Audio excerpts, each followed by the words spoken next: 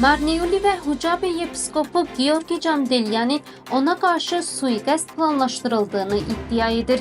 Hristiyan din xadimi bu barədə 8 iyun Bazar günü xütbəsində danışıb.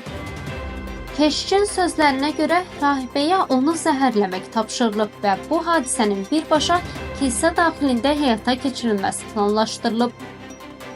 Çox təəssüf ki, illərlə birgə çalışdığım, eyni süfrə arxasında oturduğum, qardaş və dost bildiyim insanlar satqın və xəyanətkar çıxdılar.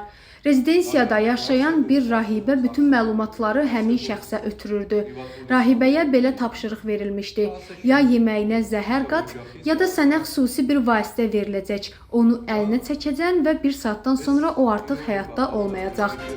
Georgi Candelyanı xütbə zamanı əlavə edib ki, qətli planlaşdırılan şəxs hökumət üzvlərindən biridir. Onun sözlərinə görə, həmin şəxs Marneul'dəki kilsə rezidensiyasında döyülüb və daha sonra mühafizəçiləri ilə birlikdə ərazidən qaçıb.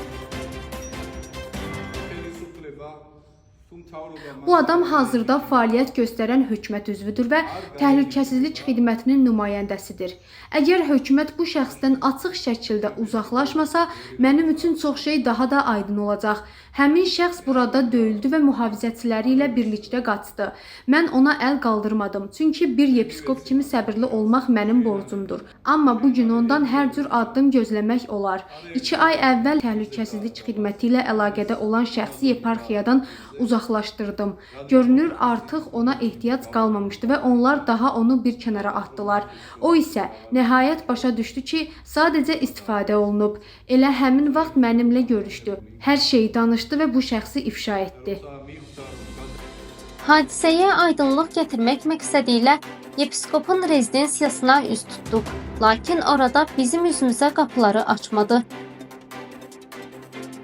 Ətrafda olan şəxslərdən bəziləri hadisə barədə məlumatsız olduqlarını söyləsələr də, digərləri isə bir neçə gün əvvəl iqamətgahın qarşısında səs-küy baş verdiyini və hətta ateş səslərinin eşidildiyini bildirdilər. Valla biz 5 şey eşitmemişiz. Daha olsa da biz güzel 5'e tam 4'e tam istiyoruz. Valla bilirsiniz mesela yok. Bizim böyle yok ki ben hiç işe çıkabildim. İşledik.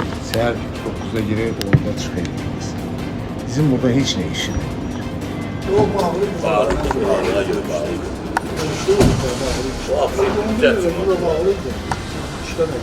Burada işitmişəm burada olmuş. Hava olmuş, yanmış. Üç gün bundan qabaq havası. Ben yok idim, elə mən də xalqdan eşitdim ki, burada nə bilim, atıflar, kütlatıflar, nəsə. Yok, polis sad buradaydı. Nəçəlik milisiya da buradaydı. Kilisdən də gəlmişdilər. Soruşarsınız nəyin üstü olub.